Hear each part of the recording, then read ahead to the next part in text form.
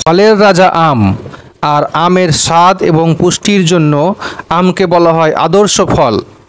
আম পছন্দ করে না এমন মানুষ খুব কম সংখ্যক পাওয়া যায়। চাঁপাইনবাবগঞ্জের মাটি, পানি, আবহাওয়া সব কিছুই আম চাষের জন্য উপযোগী।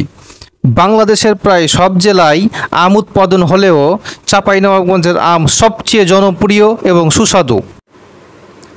আমি কনফিডেন্টলি বলতে পারি যে চাঁপাইনবাবগঞ্জের আম শুধু দেশের মধ্যে সেরা না, পৃথিবীর অন্যতম সেরা আমগুলোর মধ্যে চাঁপাইনবাবগঞ্জের আম স্থান দখল করে নেবে। এর বিভিন্ন কারণ আছে। চাঁপাইনবাবগঞ্জের আম যে এত সুস্বাদু, এত মিষ্টি, এত দেখতে দারুণ, এর কারণগুলোর মধ্যে অন্যতম কারণ হচ্ছে ভৌগোলিক কারণ।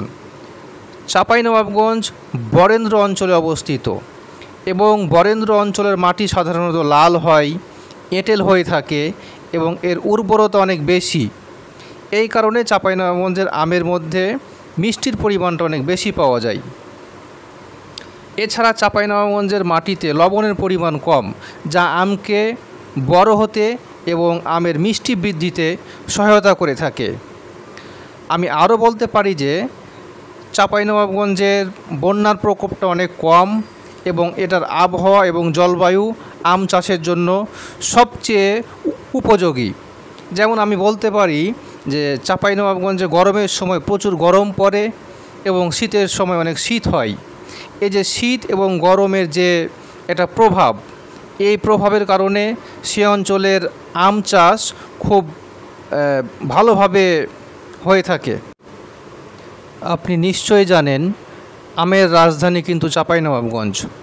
বর্তমানে উৎপাদিত মোট আমের বেশিরভাগই চাঁপাইনবাবগঞ্জের আম। এই আম চাঁপাইনবাবগঞ্জ থেকে সারা বাংলাদেশে এবং দেশের গণ্ডি পেরিয়ে বিদেশেও রপ্তানি করা হয়। চাঁপাইনবাবগঞ্জের কানসাট বাংলাদেশের মধ্যে সবচেয়ে বড় আমের বাজার। এখানে প্রায় ৭০ জাতের আম পাওয়া যায়।